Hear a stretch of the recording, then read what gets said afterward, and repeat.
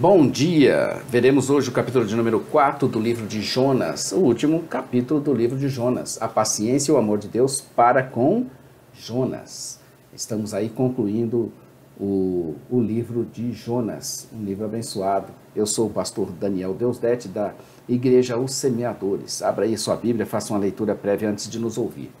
O livro de Jonas, nós dividimos ele em duas sessões bem claras, cada uma delas introduzidas pelaquela frase: veio a palavra do Senhor a Jonas, no capítulo 1, verso 1 e no capítulo 3, verso 1. E estamos concluindo a segunda parte e o pequeno, mas interessante livro de Jonas, onde Deus respondeu favoravelmente à obediência do profeta ao seu chamado para Nínive. Deus afirmou que era apropriado buscar o arrependimento e o perdão dos ninivitas. Obediência de Jonas e a reação de Deus, continuação. Estamos vendo, como já dissemos, até o final deste capítulo, a obediência de Jonas e a reação de Deus. Assim, dividimos essa parte em 3 sessões, e nós estamos agora na sessão C, na última parte, a oração de Jonas e a resposta de Deus. Só recapitulando, Deus respondeu favoravelmente à obediência de Jonas ao seu chamado para Nínive. Deus afirmou que era apropriado buscar o arrependimento e o perdão dos ninivitas. Então veremos até o final do capítulo a oração de Jonas e a resposta de Deus. Depois de ter observado o arrependimento entre os ninivitas, Jonas ficou irado. Ele então orou e recebeu uma resposta de Deus. Nós não ficamos a par da resposta que Jonas recebeu a essa instrução. Jonas ora com raiva e Deus responde. Até o verso 4 veremos Jonas que ele orou com raiva e Deus respondeu. Jonas expressou a sua ira porque o Senhor poupou Nínive, a inimiga de Israel, ao invés de julgá-la. Diz a palavra que por causa do acontecido, principalmente por causa do seu desconforto, é que desgostou Jonas extremamente e ficou irado. Obviamente que existe também a questão do resultado do arrependimento da cidade, interpretado aí pela Bíblia de Estudo de Genebra como a maior causa. Conforme ela, o maior medo de Jonas era que o Senhor concedesse o perdão ao inimigo mais odiado de Israel. Então ele ficou furioso com a resposta da cidade. No hebraico, a emoção dele é expressa na linguagem mais forte possível. Jonas explica a oração em razão, porque tinha fugido para Tarsis e evitado profetizar em nome do Senhor a grande cidade de Nínive, verso 2. Ele entendia e sabia que Deus era clemente e misericordioso e que se arrependia do mal. E esse profeta cria tanto na sua pregação que fugiu para não pregar para que o povo fosse destruído, porque sabia que Deus era um Deus clemente. Apesar da sua rude desobediência, da sua mentalidade estreita, Jonas compreendia o caráter de Deus. E como compreendia, né? Um profeta valoroso ele, né? Mas só que ele estava com o coração bem duro, bem vingativo, ele queria que eles pagassem. As palavras do texto incluem a frase que te arrependes do mal, indicando que o profeta compreendia o caráter de Deus a partir de Êxodo 34, versos 6 e 7. Somente aqui em Joel 2,13, a referência ao arrependimento divino conclui a fórmula do 3, verso 9, uma inclusão apropriada para o contexto do arrependimento de Nínive e subsequente libertação. Em virtude da oração infantil de Jonas, Deus ainda o responde, né? Perguntando a ele se seria razoável aquele seu comportamento. Jonas, é razoável esse seu comportamento? Ao perguntar qual era a base moral para que o profeta ficasse irado com a demonstração de misericórdia a Nínive, Deus desafiou a assertividade de Jonas. Jonas recebe explicações adicionais de Deus. Dos versos 5 ao 11, Jonas recebe explicações adicionais.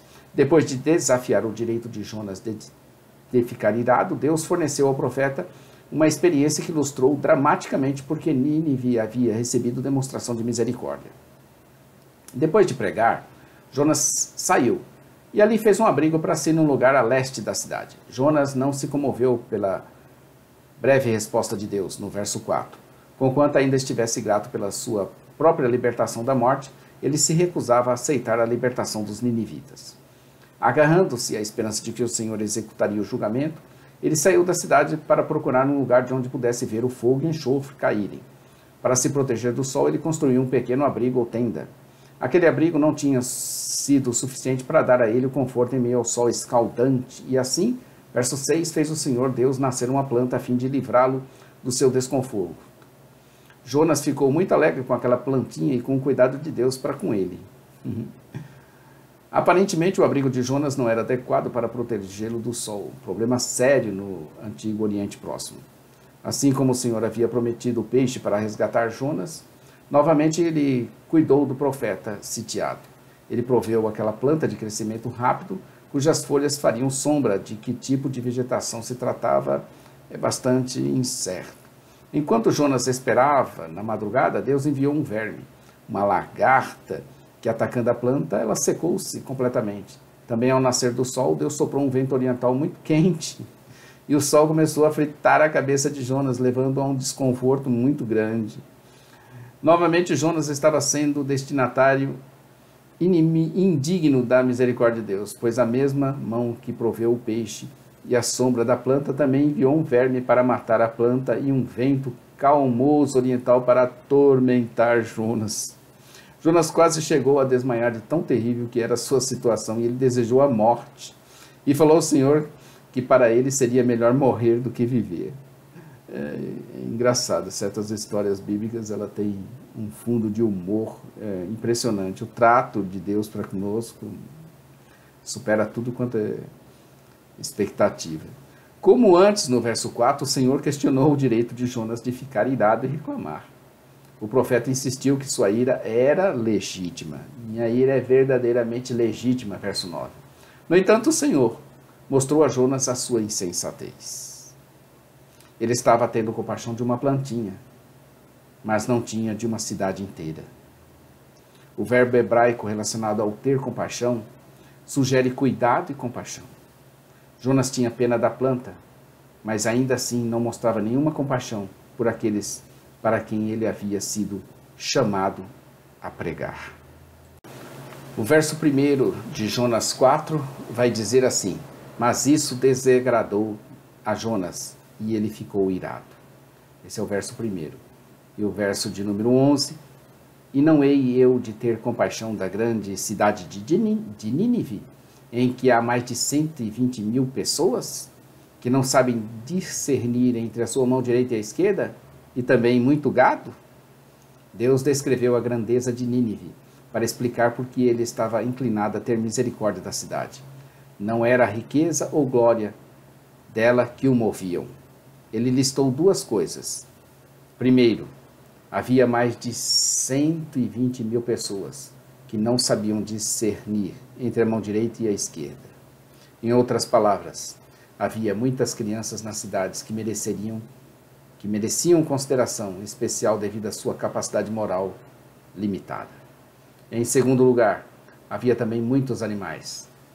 Deus, que não tem prazer na morte dos malvados, também tem grande alegria nos animais que ele criou. A resposta esperada para essa questão: não deveria eu ter pena dessa grande cidade? Sim, o Senhor deveria ter compaixão por essas razões, e o seu povo deveria ter prazer em ver a misericórdia de Deus estendida aos gentios. Muito bom, né? Fique conosco e veja amanhã um novo livro da Bíblia, Miqueias. Veremos um profeta estrangeiro anunciando a palavra de Deus. Fiquem com Deus. Inscreva-se no nosso canal. Clica aí no sininho para você receber as nossas atualizações. Todo dia temos vídeo aqui novo. Todo dia. Sem falta. Deus é fiel. Nossa loja virtual, ossemeadores.com.br. Bíblia de Estudo de Genebra, Bíblias, livros, o que você precisar, entre em contato conosco. Nosso blog, onde tem a parte escrita, jamaisdesista.com.br. Programa de rádio, às 8h30, Momento Missionário. Com oração, palavra, apelo. E às 15 horas no sábado, Palavra de Vida com o pastor Johnny Ramos. A todos um bom dia, fiquem com Deus. Maranata, ora, ora, vem Senhor Jesus. Deus abençoe sua vida, família e seu ministério. Em nome de Jesus, amém.